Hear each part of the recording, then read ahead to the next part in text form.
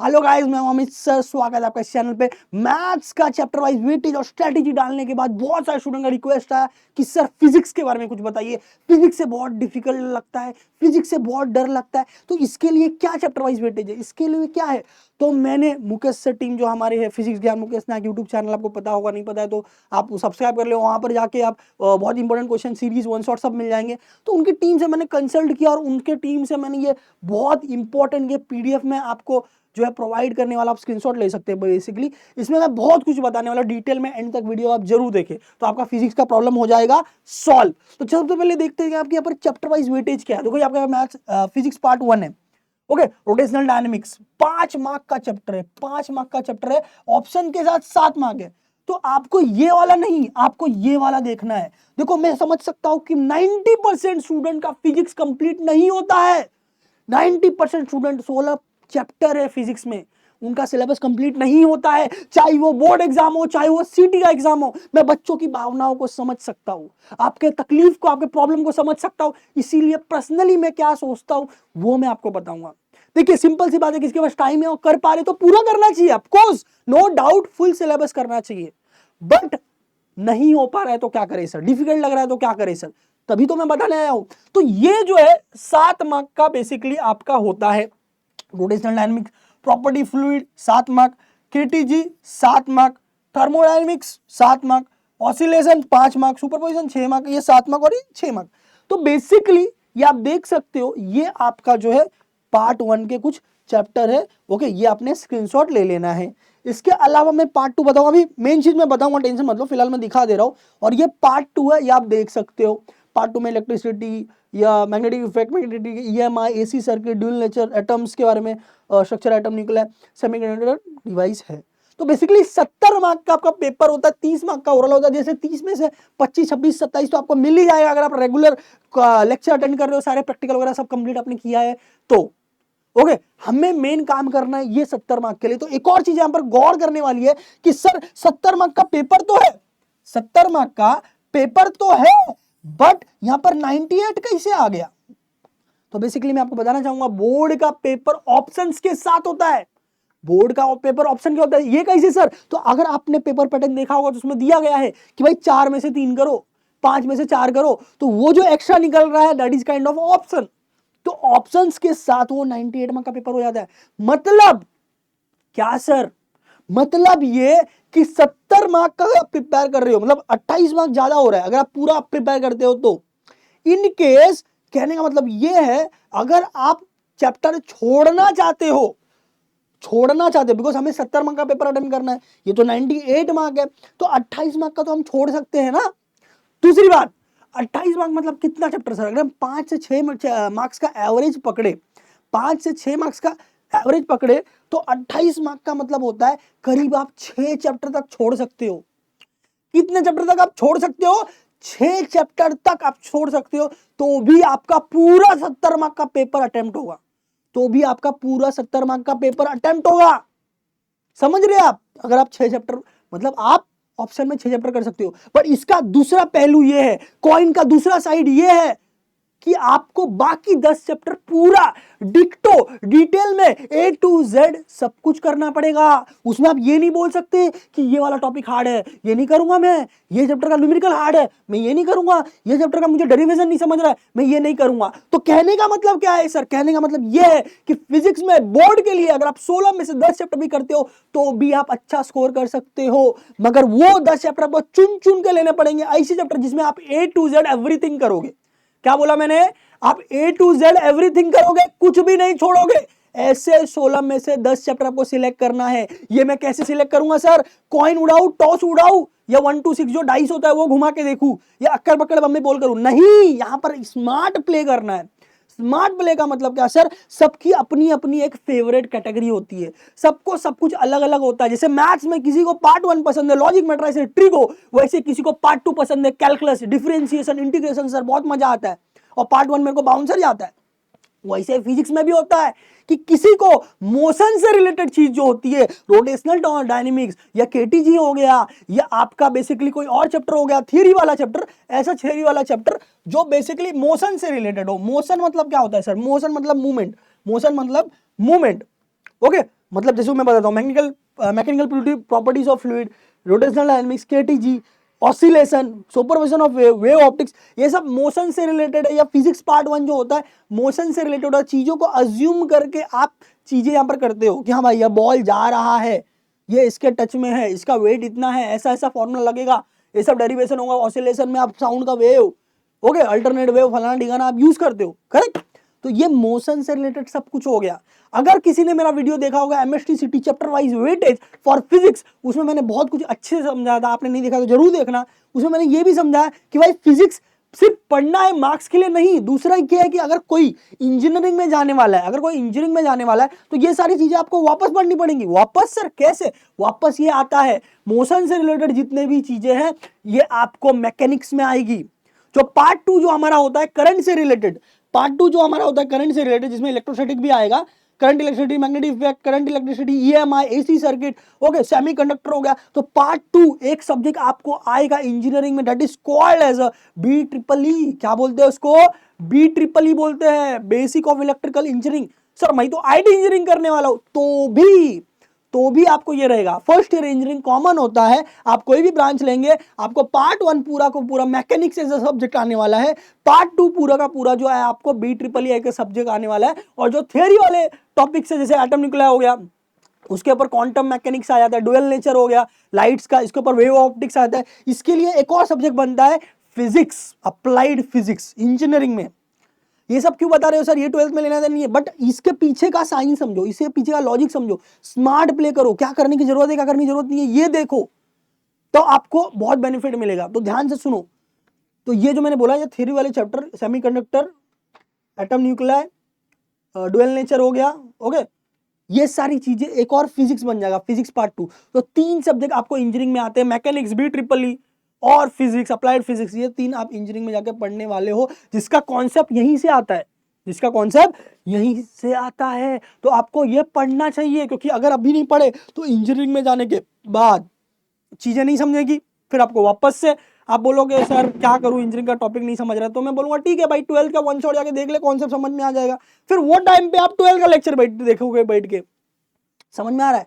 मतलब फिजिक्स पूरा का पूरा कहीं ना कहीं आपको इंजीनियरिंग में आकर रिपीट होता है। अगर आप इंजीनियरिंग ले रहे हैं तो मेडिकल वालों को टेंशन नहीं है, मेडिकल वाले भाई जो फेवरेट है पढ़ो, नहीं पढ़ना है छोड़ दो, बट इंजीनियरिंग में पूरा का पूरा आने वाला है, ओके ठीक है। तो जो इंजीनियरिंग के लिए आने वाले हैं, एमएससी भी प्रिपेयर कर रहे हैं, तो आपको फिजिक्स पूरा का पूरा कहीं ना कहीं आ रहा है। तो हम क्या करें सर, अभी तो बोले आप 16 में से 10 करना है तो भी चलेगा, हाँ नो प्रॉब्लम, 16 में से 10 करो, बट ऐसे करो जो आपको फेवरेट है, जो समझ में आता है, जो पसंद है, जो आप लॉन्ग टाइम तक याद रख पाओगे, जो आप पढ़ोगे तो यहाँ पूरा का पूरा एकदम लोड हो जाएगा 100%, चाहे डेरिवेशन हो, न्यूमेरिकल हो, थ्योरी हो, कुछ भी हो। तो 10 चैप्टर आप ऐसे सिलेक्ट करो। सर बाकी चैप्टर नहीं हुआ, कोई बात नहीं, बाद में पढ़ लेंगे, इंजीनियरिंग के टाइम में भी पढ़ लेंगे, कोई बात नहीं। बिकॉज 16 चैप्टर मैं आपको लिख के दे सकता हूँ कि भाई 100 में से 90 स्टूडेंट 16 के 16 पूरा चैप्टर नहीं पढ़ पाएंगे, चाहे वो इंजीनियरिंग के लिए सीटी एंट्रेंस एग्जाम दे रहे हो, चाहे वो बोर्ड के लिए पढ़ रहे हो। फिजिक्स है ही ऐसा, आपकी इसमें गलती नहीं है, फिजिक्स है ऐसा, समझ आ रहा है? क्योंकि देखो 5 उंगलियां पांचों एक जैसी नहीं होती, वैसे ही आपके पास 6 सब्जेक्ट है, 6 के एक जैसे नहीं होते, सब अलग अलग होते हैं। कुछ मैथ्स होता है इंटरेस्टिंग, ऐसा अच्छा लगता है, कुछ याद करने की जरूरत नहीं, chemistry, chemical, BLNs, chemical reaction, वैसे फिजिक्स है जो डिफिकल्ट है, और 90% क्राउड को ये डिफिकल्ट लगता है बिकॉज ये डिफिकल्ट है। तो बेसिकली आपको 10 चैप्टर डिक्टो डिटेल में करना है। अब उसमें भी आप बोलोगे कि मैं वन शॉट से करूंगा 10 चैप्टर, तो गलत है, तो बिल्कुल गलत है। आप बोलोगे उसमें भी मैं IMP करूंगा, गलत है, क्योंकि पिछले साल क्या हुआ था, पिछले साल की नहीं हर साल की यही स्टोरी होती है। क्या होती है, आप IMP करके जाओगे, आप वन शॉट करके जाओगे, फिर आप बोर्ड एग्जाम में देखोगे यार क्वेश्चन तो कुछ अलग ही आया, ये तो मेरे IMP में था ही नहीं, ये तो PYQ में था ही नहीं। तो मैं आपको बताना चाहूंगा कि फिजिक्स को छोड़ के बाकी सारे सब्जेक्ट PYQs फॉलो होते हैं, इंपॉर्टेंट फॉलो होता है, मैथ्स में होता है, बायोलॉजी में होता है, केमिस्ट्री में होता है। फिजिक्स मात्र ऐसा एक सब्जेक्ट है जिसमें हर साल आप पेपर देख लो PYQs कम मिलते हैं। 10 क्वेश्चन में 1 या 2 क्वेश्चन PYQ का मैच करेगा, बाकी 7-8 क्वेश्चन घुमा के ही देगा कुछ और। तो मैं आपको पहले ही सचेत कर रहा हूं, पहले ही सतर्क कर रहा हूं कि फिजिक्स हर बार बैंड बजाता है, आपके साथ भी हो सकता है। इसीलिए इंपॉर्टेंट के चक्कर में मत पढ़ना, वन शॉट के चक्कर में मत पढ़ना, 16 में से 10 ही करना, बट एकदम डिटेल में करना, अच्छे तरीके से करना, टेक्स्ट बुक के सारे question, one shot, IMPs, PYQ सब करना, कुछ भी मत छोड़ना, डिटेल में पूरा करना। 10 चैप्टर मिनिमम 10 चैप्टर एकदम अच्छे तरीके से। अब उसमें से आपको सिलेक्शन करना है कि मेरे को कौन सा अच्छे से समझ में आता है। अगर आपको electrical circuit, current, electricity, voltage क्या होता है, पोटेंशियल डिफरेंस क्या होता है, करंट कैसे फ्लो होता है, वो सब अच्छा लगता है, इंटरेस्टिंग लगता है, तो आप क्या करोगे, आप पार्ट 2 करोगे, करंट, इलेक्ट्रिसिटी, मैग्नेटिक इफेक्ट, ये सब क्योंकि करंट इलेक्ट्रिसिटी से रिलेटेड है। आप समझ पाओगे, अंडरस्टैंडिंग आएगा, आपको पसंद आएगा, आपको थोड़ा डिफिकल्ट रहेगा फिर भी आप कर पाओगे। ईएमआई, एसी सर्किट, बराबर, ये सारे चैप्टर जो है यहां तक, ये सब करंट इलेक्ट्रिसिटी से रिलेटेड है। इलेक्ट्रोस्टैटिक भी आपका करंट इलेक्ट्रिसिटी से रिलेटेड है, तो ये सब चैप्टर आप पहले कर सकते हो अगर आपको करंट से रिलेटेड सब समझ में आता है। तो अगर आपको मोशन से रिलेटेड सब समझ में आता है, मोशन, वेव्स, ये सारी चीजें, तो आप पार्ट 1 पे फोकस करेंगे। आप rotational dynamic, mechanical property, KTG, okay, oscillation, superposition of wave, ये सारी चीजें पहले करेंगे। अगर आपको वेव से अच्छा लगता है, आपको मोशन चीजें सब समझ में आती है, ओके, और 10 चैप्टर पूरा करना रहेगा। डेरिवेशन, टेक्स्ट बुक के क्वेश्चन, उसके न्यूमेरिकल्स, उसका कहीं आईएमपी मिल रहा है वो भी, ये सारी चीजें, और वन शॉट से रिवीजन करना। तो ये है। इसके अलावा मैं कुछ चीजें आपको लेके आया हूं, सिर्फ वेटेज बताने नहीं आया हूं मैं। हाईएस्ट वेटेज वाले कौन कौन से चैप्टर है? Rotational dynamics 7 mark, mechanical property 7 mark, KTG 7 mark, thermodynamics 7 mark, wave optic 7 mark, EMI 7 mark. अब इसमें आप दिमाग लगाओ, आपको अगर मोशन से रिलेटेड चीजें समझ में आती है तो आप क्या करोगे, रोटेशनल डायनामिक्स, मैकेनिकल प्रॉपर्टी और केटीजी पहले करोगे। आपको करंट से रिलेटेड चीजें समझ में आती है पार्ट 2 वाला, तो आप क्या करोगे, वेव ऑप्टिक नहीं, आप ईएमआई पहले कर सकते हो, उसके बाद आप दूसरा देख सकते हो। और करंट इलेक्ट्रिसिटी में भी कुछ चैप्टर जो 6 मार्क के है, ऐसा नहीं कि उसमें कम है, देखो यहाँ पर। और दूसरी बात, यहां पर कुछ चीजें मैं लिखा हूं, ध्यान से पढ़ो। हाई वेटेज वाले चैप्टर ये है। अब इसमें भी अगर आप देखोगे पूरे 12th फिजिक्स के सिलेबस में इजी चैप्टर कौन से सर, कौन से ऐसे इजी वाले कॉन्सेप्ट वाले सर जो मेरे को इजीली समझ में आ जाएगा, तो ये सारे चैप्टर इजी है। इजी है मतलब अब ड्यूअल नेचर देख लो, पूरा थ्योरी भरा हुआ है, चीजें को याद रखना है बस। हाँ, ये ऐसे होता है, वो ऐसे होता है। सेमीकंडक्टर में भी आपको नॉर्मल है, ज्यादा थ्योरी है, डेरिवेशन वगैरह नहीं है। करंट इलेक्ट्रिसिटी में भी मोस्टली इजी है, बिकॉज ये आपने 10th में भी पढ़ा हुआ है, बेसिक उसी का थोड़ा सा एक लेवल ऊपर होता है। मैग्नेटिक मटेरियल आपने 11th में भी पढ़ा था, और कहीं ना कहीं थोड़ा बहुत 10th में भी पढ़ा था, तो 12th में भी आप पढ़ सकते हो। और ये इजी है, मतलब ये चैप्टर आपको करना ही चाहिए, बिकॉज इसका वेटेज भी कहीं ना कहीं ज्यादा है, 6 मार्क, 5 मार्क, 6 मार्क, और ये इजी भी है, इजी भी है। तो ये मुद्दा समझने वाला है। समझ, जैसे कि मैं आपको बताना चाहूंगा, लॉजिक मैट्रिसेस मैथ्स में इजी है, वेटेज भी है, 8 मार्क का लॉजिक है, कहीं ना कहीं मैट्रिसेस कहीं ना कहीं 6 मार्क का है। समझ आ रहा है, इजी भी है और वेटेज भी है। समझ आ रहा है आपको? वैसा यहां पर भी है, इजी भी है और वेटेज भी है। समझ रहे हैं आप? इसके अलावा मैं बताना चाहूंगा, अब कुछ चैप्टर ऐसे है जो आप पढ़े नहीं हो मगर आप पढ़े हो, मतलब आपको पता नहीं है बट आप पढ़े हो। ऐसा कैसा सर, ये कौन सा लॉजिक है? तो मैं आपको बताना चाहूंगा कि ये KTG, kinetic theory of gases and radiation, इसके बारे में कहीं ना कहीं थोड़ा बहुत 20% 30% आपने अपने केमिस्ट्री में आपने पढ़ा होगा, थोड़ा बहुत प्रॉपर्टीज एंड ऑल। थर्मोडायनेमिक्स, भाई सेम चैप्टर केमिस्ट्री में है, याद आया कि नहीं? अरे हाँ, इंडेक्स में देखा था सर, सेम है। मतलब एक जगह पढ़ोगे 2 जगह यूज होगा, एक जगह पढ़ोगे 2 जगह बेनिफिट मिलेगा। तो ये चैप्टर तो आपको करना ही चाहिए। वेटेज भी अच्छा खासा 7 मार्क का है। और यहां पर अपन ने पढ़ा, बराबर, जैसे थर्मोडायनेमिक्स में 3-4 लॉ होता है, 0th law, first law, second law, तो लॉ तो सेम है इधर, फिजिक्स में भी केमिस्ट्री में भी, बराबर। फिजिक्स में थोड़ा सा फिजिक्स के टाइप का लिखना है, केमिस्ट्री में केमिस्ट्री के टाइप का लिखना है, फॉर्मूलाज भी कहीं ना कहीं सेम है। तो थर्मोडायनेमिक ऐसा चैप्टर है जो वेटेज भी अच्छा रखता है और फिजिक्स केमिस्ट्री दोनों में है, तो आपको बेनिफिट ही होगा, कम टाइम में आपको बेनिफिट होगा। जब आप फिजिक्स का पढ़ लोगे तो केमिस्ट्री का पढ़ने का जाओगे, अरे अरे ये तो मैंने पढ़ा था, 0th लॉ मैंने पढ़ा था, ये मैंने पढ़ा था, इजी जाएगा। अगर आपने केमिस्ट्री में थर्मोडायनेमिक कर लिया और फिजिक्स में करोगे तो आपको यहां पर इजी जाएगा। समझ में आ रहा है? आप चीजों को समझो। स्ट्रक्चर ऑफ एटम न्यूक्लियर, अब मुझे बताओ, क्या एटम फिजिक्स में अलग होता है और केमिस्ट्री में अलग होता है? नहीं रे बाबा। क्या कार्बन का एटॉमिक नंबर फिजिक्स में अलग होता है, केमिस्ट्री में अलग होता है? नहीं रे बाबा। तो वैसा ही एटम की प्रॉपर्टीज फिजिक्स में हो या केमिस्ट्री में हो, सेम होता है। और कहीं ना कहीं थोड़ा बहुत आपने बचपन में भी पढ़ा था, 10th वगैरह में, 9th 10th में, ओके। तो स्ट्रक्चर ऑफ एटम न्यूक्लियर भी आप पढ़ोगे ना, तो ऑलरेडी बहुत कुछ आपने पढ़ा हुआ है, थोड़ा बहुत एक्स्ट्रा एड ऑन आपको पढ़ना पड़ेगा। समझ में आ रहा है आपको? तो ये भी आप देख सकते हो। केटीजी थोड़ा सा डिफिकल्ट चैप्टर है, मैं मानता हूं, पर थोड़ा सा टाइम दोगे तो आपको आएगा। और कुछ चीजें इसमें है, फेरी ब्लैक बॉडी या कुछ ऐसे डेरिवेशन है जो आप देखोगे कि बार बार रिपीट होता है।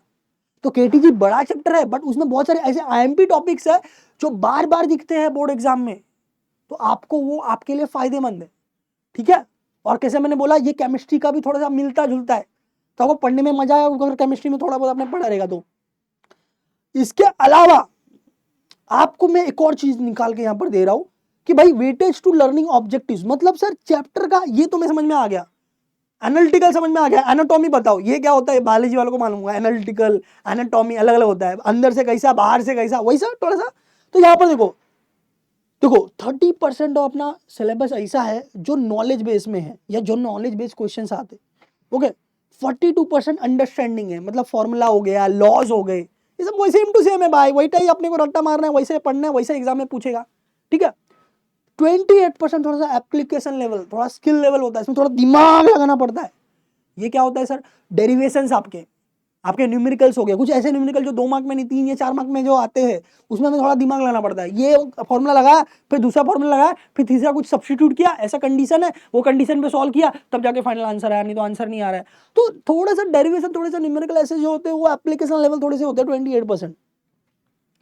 और इस तरह से सब मिला के 100% आपका पूरा फिजिक्स होता है, जिसको 3 पार्ट में बांटा गया है। नॉलेज पार्ट मतलब थियरी वाला पार्ट, ओके, थियरी वाला पार्ट। 42% अंडरस्टैंडिंग, अगेन जैसे मैंने बोला लॉज, फॉर्मूलाज, थियरीज, ये सारी चीजें आ जाएंगी। ये 28% में आपका बेसिकली आता है, क्या होता है कि न्यूमेरिकल्स हो गया, न्यूमेरिकल्स थोड़े से एप्लीकेशन लेवल दिमाग लगाना पड़ता है थोड़ा सा, तो ऐसा होता है, ओके। तो मेरे कहने का मतलब ये है कि जो हार्ड वाला पार्ट है वो 28% ही है, जो आपकी बैंड में जाता है और आपको ऐसा लगता है फिजिक्स बहुत डिफिकल्ट, नहीं हो पाएगा, फिजिक्स बहुत डिफिकल्ट है। बट आप गौर करो, 28% साइड करो ना, बाकी 30% 42% जो है 72% आप कर सकते हो। कैसे? थ्योरी आपको याद नहीं रहता है? बिल्कुल रहता है। चीजों के बारे में समझो, अज्यूम करो। आपको क्यों नहीं याद आएगी उसकी प्रॉपर्टीज ही होते हैं मोस्टली। कोई भी टॉपिक है तो उसके बारे में रहता है, उसके बारे में 10 बातें होती है, हाँ ये ऐसा होता है, ये ऐसा होता है, वो ऐसा होता है, बराबर। तो वो आप कर सकते हो। डेरिवेशन में होता क्या है, मैथ्स के साथ सॉल्व ही तो करना होता है। अगर एक डेरिवेशन आपने एक बार समझा, आपको नहीं आया, आप 3 बार जब उसको रिटर्न प्रैक्टिस करोगे तो क्यों नहीं आएगा। याद है आपको 5th 6th 7th स्टैंडर्ड में टीचर कैसे याद कराती थी, right this answer 10 times, right this answer 5 times. ऐसा क्यों कराती थी? क्योंकि जब आप 5 बार उसको लिखोगे आपके दिमाग में बैठ जाएगा। डेरिवेशन वैसा ही होता है, आप 5 बार कोई डेरिवेशन लिख के देखो, आपको याद नहीं आ जाए तो बोलना। तो ऐसा आपको करना है वो डेरिवेशंस वगैरह पार्ट में। न्यूमेरिकल पार्ट थोड़ा डिफिकल्ट है, नहीं आगे मैं समझ से आता है, वो थोड़ा सा मैं समझता हूं। बट मेरा कहने का मतलब क्या कि 72% पार्ट तो कवरेबल है, आप कवर कर सकते हो, अच्छा स्कोर कर सकते हो। अगर 70 मार्क का 70% अपन ने निकाला तो भी काफी अच्छा खासा स्कोर होता है, 40-50 के आसपास स्कोर होता है, that is very good. Physics में 40-50 आया, बाकी सब मतलब 70 में से बाकी 30 मार्क तो आपका अंदर है, 30 में से 25-20 में तो आना ही है। तो इसका मिला चुला के 60-65 तो आराम से पहुंच जाएगा 100 में से, बराबर। और बाकी में आप अच्छा स्कोर करो तो क्यों स्कोर नहीं आएगा, ओवरऑल स्कोर बेस्ट आएगा, एकदम बेस्ट आएगा। समझ रहे आपको? तो थोड़ा सा आपको इसमें दिमाग लगाने की जरूरत है। आप क्या करते हो मालूम है, बच्चों का नॉर्मली होता है, मेरे टाइम पे भी मेरे को होता था कि हम डर जाते हैं चीजों से, पहले ही डर जाते कि अरे ये हार्ड होता है, मेरे सीनियर ने बोला, टीचर ने बोला ये तुझसे नहीं हो पाएगा, तू ये नहीं कर पाएगा, तू फिजिक्स में फेल हो जाएगा, मैं तेरे को लिख के देता हूँ।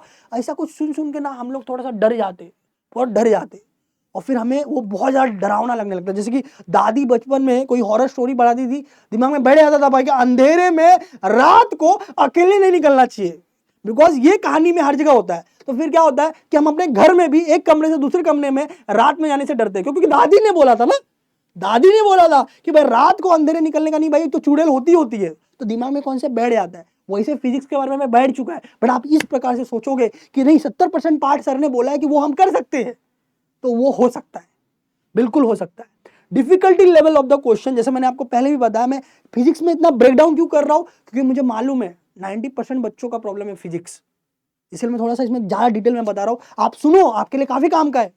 तो फिजिक्स का पेपर इतना भी डिफिकल्ट आएगा 100% नहीं, एकदम बस बोर्ड का एकदम पेपर एकदम बेकार आने वाला, एकदम आप लिख ही नहीं पाओगे, ऐसा नहीं है। अगर आप देखोगे तो 30% ईजी वाला पार्ट होता है। डायग्राम हो गए, डायग्राम तो गिने चुने, फिजिक्स में अगर पूरा बुक देख लोगे वो कौन कौन से डायग्राम होते हैं, गिने चुने 10 डायग्राम निकलेंगे। 10 या 12 डायग्राम आप नहीं कर सकते जिसमें आपको मालूम है कि भाई ये 10 से 12 डायग्राम में 1 या 2 डायग्राम कंफर्म एग्जाम में आने वाला है। क्यों नहीं कर सकते? बिल्कुल कर सकते, बराबर। थोड़ा सा लॉज हो गया, थोड़े थियरी सब्जेक्ट, थोड़े थियरी वाले हो गए जो अपने को थोड़ा सा समझ के रखना है, या तो थोड़ा सा रट्टा मारना है, थोड़ा सा कर सकते हो आप बिना। अगर मेन कीवर्ड्स अपने को मालूम रहेगा कि भाई इसके बारे में ये मेन कीवर्ड्स है, तो अपन इंग्लिश में सेंटेंस नहीं बना सकते क्या? बिल्कुल बना सकते। तो वैसे आपको पढ़ाई करना है। तो 30% पार्ट आपका एकदम ईजी है, डिक्टो वैसा ही वैसा लिखना है। Laws diagrams, basic formulas, formula याद करना है भाई अपने को, रोटेशनल लाइन में 8-10 फॉर्मूला याद कर लो, कहीं ना कहीं वो आएगा, वो अपने को चिपकाने का है। न्यूमेरिकल में भी अगर आप फॉर्मूला लिख के आते हो तो आपको पता है, अगर आपने लेक्चर देखा होगा किसका, मॉडरेटर का, हमारे Dinesh life study YouTube channel पे होता रहता है हर साल एग्जाम के टाइम पे, मॉडरेटर खुद बोलते हैं कि भाई आपने गिवन लिखा, फॉर्मूला लिखा, थोड़ा बहुत इनपुट कर दिया, आंसर रॉन्ग आएगा तो भी आपको 2 में 1 मार्क मिलता है, समझ में आ रहा है? तो वो चीजें यूज करो।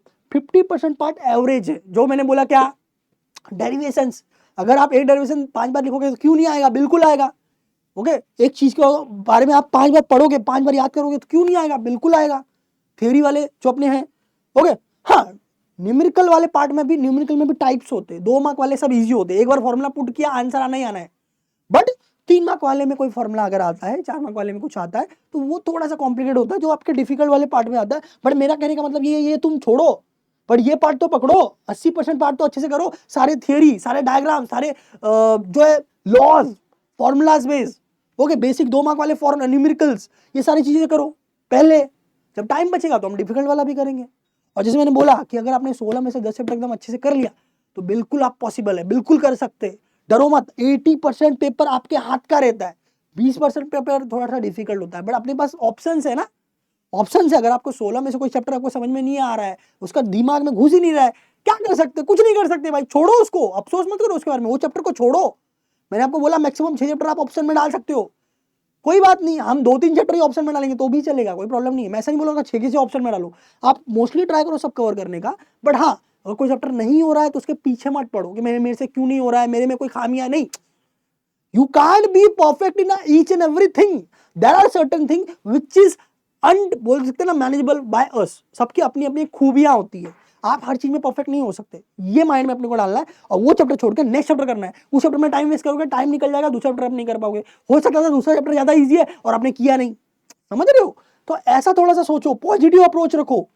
आप यहां पर देखते हैं पैटर्न भी देख लेते हैं भाई। एक एक मार्क का तो एमसीक्यू आने वाला है 10, जिसमें से मैं आपको बता दूं कि भाई अपने ये एक एक मार्क का 10 क्वेश्चन जो रहेगा, उसमें से 2 न्यूमेरिकल बेस रहेगा, एक फॉर्मूला लगा आंसर आया, ऐसा वाला रहेगा, डिफिकल्ट नहीं रहेगा।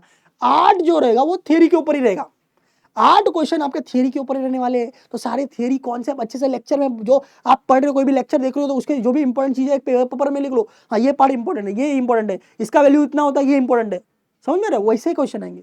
फिर एक एक मार्क के जो है ये 8, ये भी वैसे ही रहेंगे। क्या आपको लगता है एक मार्क में क्या वो एकदम डेरिवेशन डालने वाला है क्या? नहीं। एक मार्क में एकदम हार्ड निकलने वाला नहीं, एकदम ईजी रहने वाला है, एकदम आपको देख के आ जाएगा हाँ इसका आंसर यही है। ओके, तो 10 और 8 ये 18 मार्क आपके हाथ के हैं, आपके एकदम हाथ के हैं। उसके बाद 24 मार्क का जो ये वाला है, 2-2 मार्क, मैं मानता हूं इसमें कुछ कुछ डिफिकल्ट वाले पार्ट आते हैं, बट कहने का मतलब ये कि इसमें आपके पास ऑप्शन भी तो है, इसमें आपके पास ऑप्शन भी रहने वाला है कि अपने को इतने में से इतना करना है, अपने को इतने में से इतना करना है, ऐसा हो सकता है। आई थिंक किसी में ऑप्शन है, ये तीनों में किसी में तो ऑप्शन आपके पास रहता है, मेरा कहने का मतलब ये है।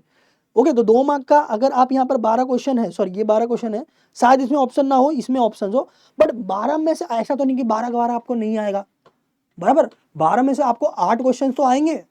अगर आपने 16 में से 10 चैप्टर करके आ रहे हो, और हर एक ऐसा एक ही चैप्टर में दो मार्क्स का एक ही चैप्टर से पूछ लिया, ऐसा नहीं होता है, सबसे एक एक क्वेश्चन पूछा जाता है 16 में से 12 चैप्टर से। तो आपने अगर 16 में से 10 भी प्रिपेयर किया तो 12 में से आप 8-10 तो कर ही पाओगे। ओके, तो आराम से यहाँ पर आप 18-20 क्वेश्चन, 18-20 मार्क्स निकाल सकते हो। ऊपर का 18 मार्क्स में से कम 12-15 मार्क्स निकाल सकते हो। ये सब इजी वाले पार्ट है। हाँ, डिफिकल्ट वाले पार्ट यहाँ से चालू होते हैं, 3 मार्क एंड 4 मार्क। 3 और 4 मार्क थोड़ा सा डिफिकल्ट होता है, क्रिटिकल होता है, मैं मानता हूँ। बट ये मार्क्स कितना कंसिस्ट करता है? 56, कितने में से? 98 में से। 98 में से 56 माइनस करो, बोले तो ये काउंट करो, 18 और 24, 18 और 24 कितना हो गया? 38 एंड 4, 42 मार्क इजी पार्ट से है या एवरेज पार्ट से है। 52 मार्क्स, समझ रहे हो? 52 मार्क में अगर 35-40 भी निकाल लिए तो क्या बुरा है? ओरल में से तो 25 मार्क्स मिलने वाला ही है, 50-60-70 नंबर आ जा रहा है 100 में से, तो क्या बुरा है? फिजिक्स में बहुत अच्छी बात है। हाँ, ये पार्ट आप पूरा छोड़ने वाले हो नहीं, इसमें एटलीस्ट 50% पार्ट आप अटेम्प्ट कर पाओगे। जैसे मैंने बोला, डायग्राम्स या जो भी आप डेरिवेशन बार बार प्रैक्टिस करके जाओगे, या कुछ चीजें आप रट्टा मार के जाओगे, बार बार आ रहा है, या न्यूमेरिकल्स हो गए तो उसमें आप क्या करोगे, गिवन लिख दोगे, फॉर्मुलास आप सब याद करके जा रहे हो, फॉर्मुलास लिखोगे, तो पूरे में से आधा तो मिलेगा, बराबर। स्टेप के ऊपर मार्क्स है, जो भी चीजें नहीं समझ में आती उसके बारे में भी आप लिखोगे तो 1 मार्क मिल जाता है, मालूम है आपको।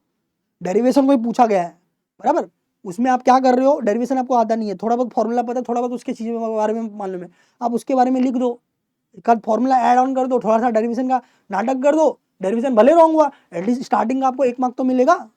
समझ में आ रहा है आपको, चीजों को समझो आप। तो ये फिजिक्स के लिए मेरा पूरा स्ट्रेटेजी था। अगर आप दोबारा एक बार वीडियो पूरा देखोगे तो मेरी बातें मैं क्या कहने की कोशिश कर रहा हूं ये आपको समझ में आएगा। That is the most important part in physics. Physics is difficult, physics is tough, okay, it is we can't complete 100%, but we can do at least 60-70%, we can do at least the 80% part। समझ में आ रहा है आपको, और options के साथ है तो वो 80% कहीं ना कहीं 100% ही हो जाता है, बराबर। तो चीजों को समझो, अच्छे से प्रैक्टिस करो। जैसा मैंने बोला कि फिजिक्स में आप पूरा ऑप्शन मत डालो, एटलीस्ट 10 चैप्टर करके जाओ अच्छे से, ताकि वो अभी एग्जाम में काम आएगा, सीटी में काम आएगा और बाद में इंजीनियरिंग में भी काम आने वाला है। तो एक चीज डिफिकल्ट टास्क है बट वो फल 3 बार दे रही है। एक बार मैं पेड़ लगा रहा हूँ, वो 3 बार फल दे रहा है। भले उसको पेड़ लगाना बहुत डिफिकल्ट है, उसको बचा के रखना बहुत डिफिकल्ट है, तूफान आएगी, आंधी आएगी, बहुत सारे प्रॉब्लम आएंगे, बट अगर आपने उस चीज को ठान लिया तो आप कर सकते हो। ठीक है, तो यही चीज आपको बतानी थी। और किसी और में वीडियो चाहिए कमेंट में बताओ, चैनल को सब्सक्राइब कर लो। ऐसा ही मैंने मैथ्स का बनाया हुआ है, और कुछ चाहिए तो आप बताइए। और Dinesh sir counselling channel, Dinesh sir live study channel आप सब्सक्राइब कर लो। इसमें काफी इंपॉर्टेंट चीजें आ रही है जो आपके बहुत काम की है, बोर्ड से रिलेटेड, सिटी से रिलेटेड, फ्यूचर में इंजीनियरिंग एडमिशन से रिलेटेड। ठीक है, मिलते हैं अगले वीडियो में। All the best guys.